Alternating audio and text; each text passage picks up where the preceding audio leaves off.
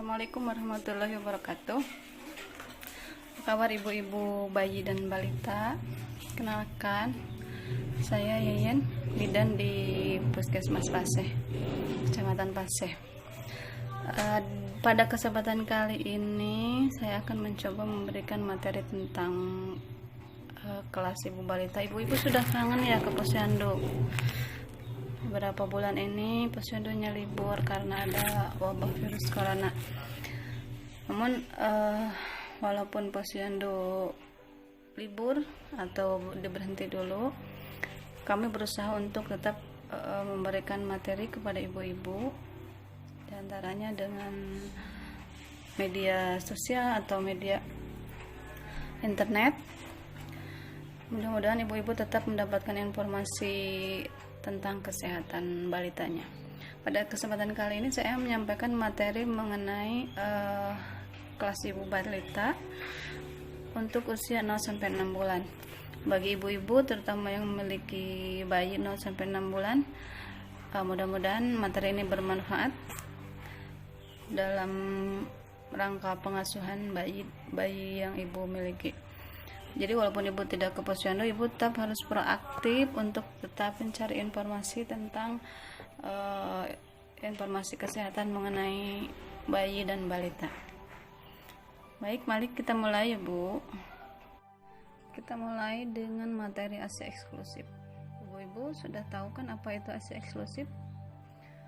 ASI eksklusif itu ibu hanya memberikan ASI saja selama 0-6 bulan tanpa diberi susu formula, makanan pendamping ASI maupun minuman atau makanan lain seperti madu, kue, kecuali dia mengkonsumsi obat-obatan yang diperoleh dari petugas kesehatan, dari puskesmas, dari dokter jika bayi ibu sakit. Jadi kalau ibu hanya memberikan ASI saja, itu dikatakan ASI eksklusif.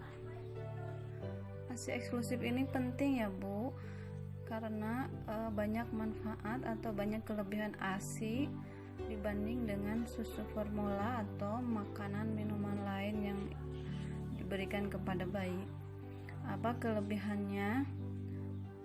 Yang pertama, praktis ya Bu tentunya, karena ibu tidak usah membeli dan menyiapkan susu formula, berbeda dengan kalau kita memberikan ASI. Ibu ketika bayi nangis, ibu tinggal langsung memberikan ASI kepada bayinya kapanpun, dimanapun bayi mau.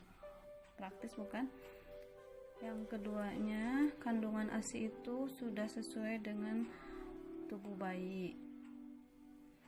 Jadi tidak ada cerita bayi alergi ASI, kalaupun ada mungkin 1 dari 1000, karena komposisi dari ASI itu alami, jadi tidak akan menimbulkan alergi pada bayi.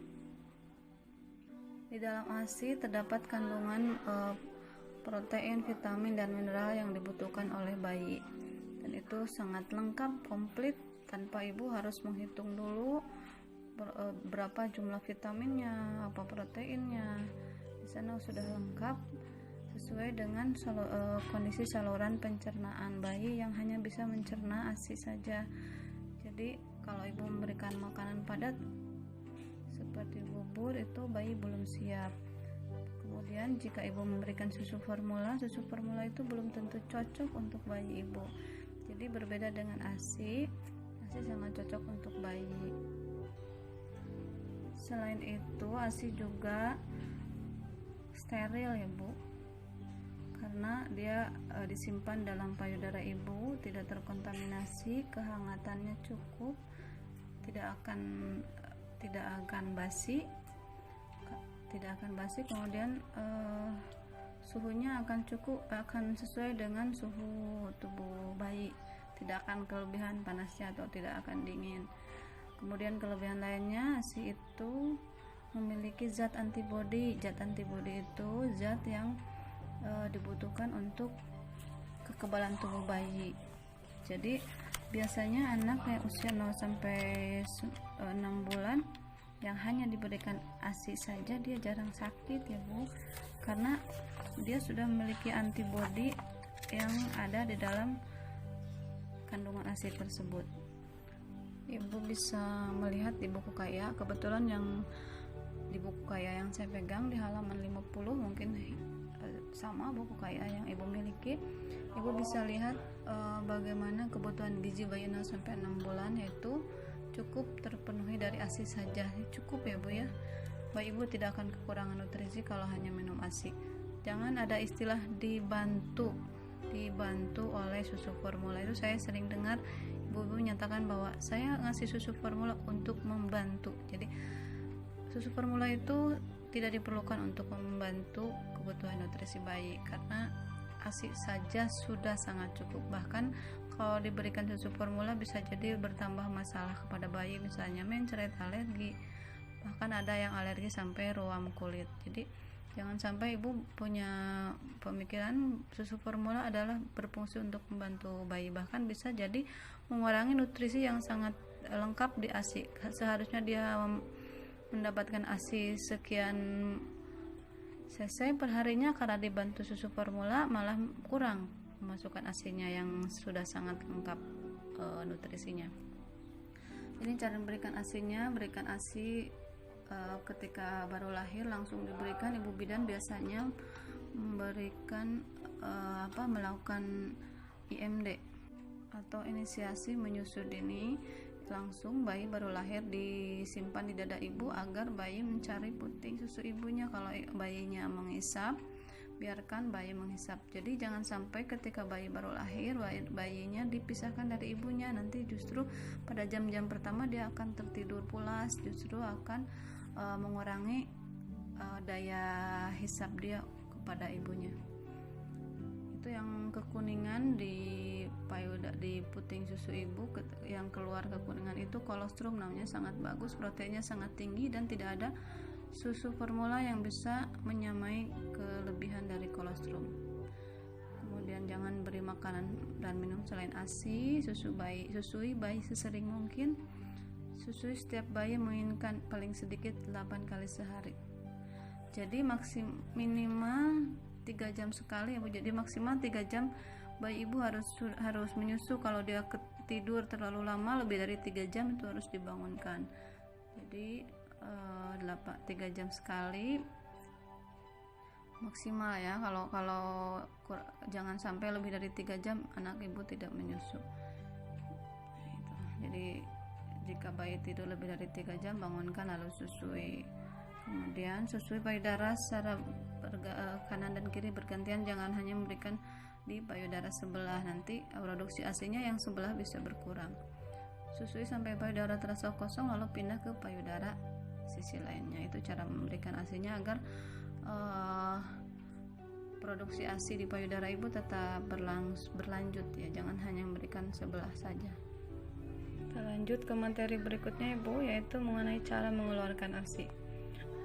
Ini jadi ibu selain bisa memberikan ASI secara langsung, ibu juga bisa memberikan ASI perah ya, jadi bisa menggunakan alat, jadi tidak langsung kepada bayinya. Di saat kondisi tertentu, misalnya ibu tidak bisa, misalkan ibu bekerja harus meninggalkan bayi, ibu tetap bisa memberikan ASI dengan cara diperah ASInya. Kalau misalkan ibu mau bepergian sementara, bayinya ditinggal di rumah dan ASInya bisa diperah. Ini Bu cara menyimpan ASI. Kalau ASInya disimpan di udara terbuka, maksudnya di luar lemari pendingin atau kulkas, ASInya bisa bertahan 6-8 jam. Jadi jangan khawatir ya, ASI bisa bertahan 6-8 jam, tidak basi, asal tertutup di tempat yang bersih dan tidak ada cahaya yang ekstrim, tidak terpapar sinar matahari.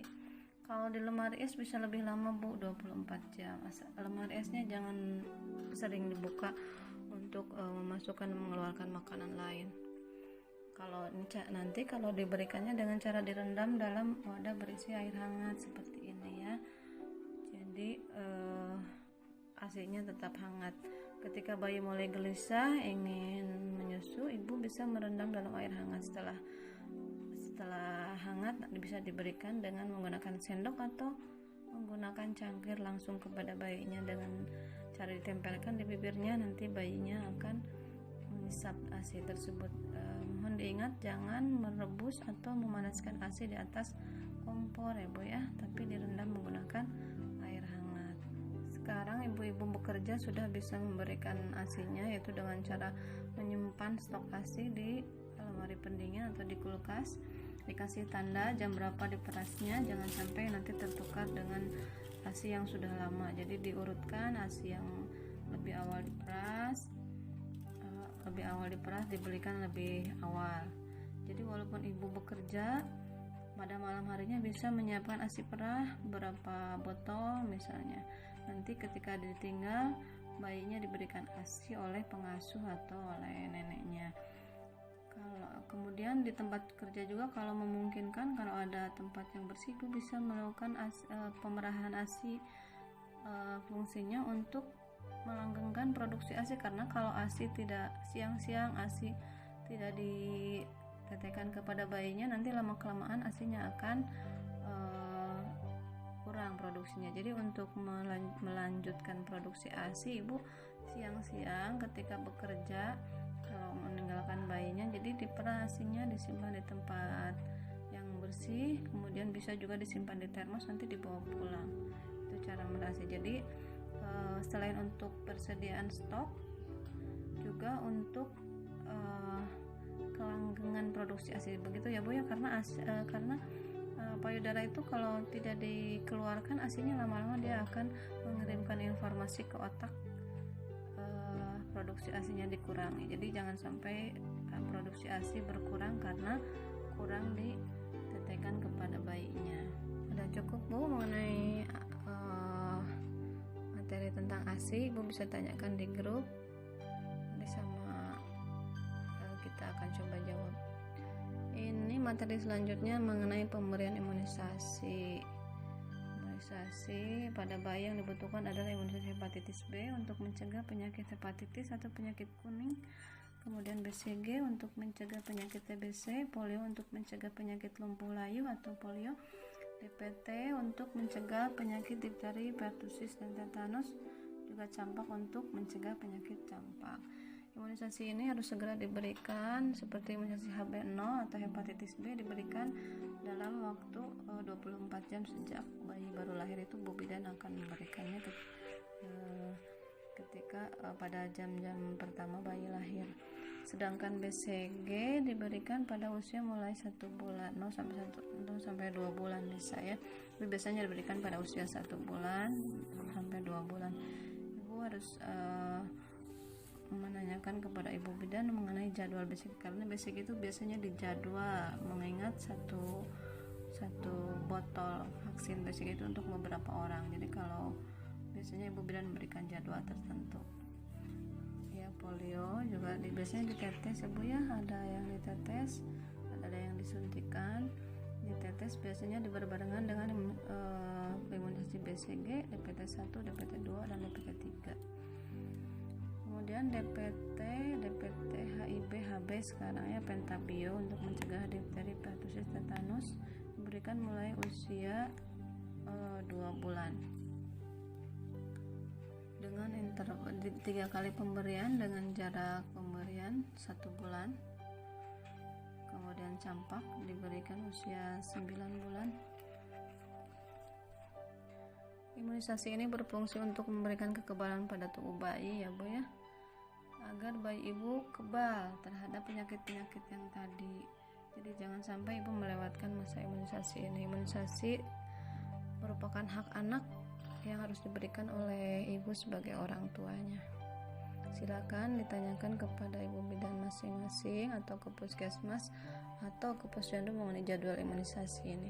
Untuk sekarang mungkin ditunda dulu karena sedang ada wabah, tapi jangan khawatir, ibu-ibu ke depan bisa mendapatkan imunisasi lagi. Sementara itu saja ibu-ibu mengenai materi kelas ibu balita. Mudah-mudahan bisa menambah pengetahuan ibu-ibu tentang untuk kesehatan bayi dan balitanya. Kalau ada yang ditanyakan silakan posting di grup atau ibu bisa kontak langsung kepada Ibu Bidannya. Terima kasih atas perhatiannya. Mudah-mudahan mudah-mudahan bermanfaat. Assalamualaikum warahmatullahi wabarakatuh.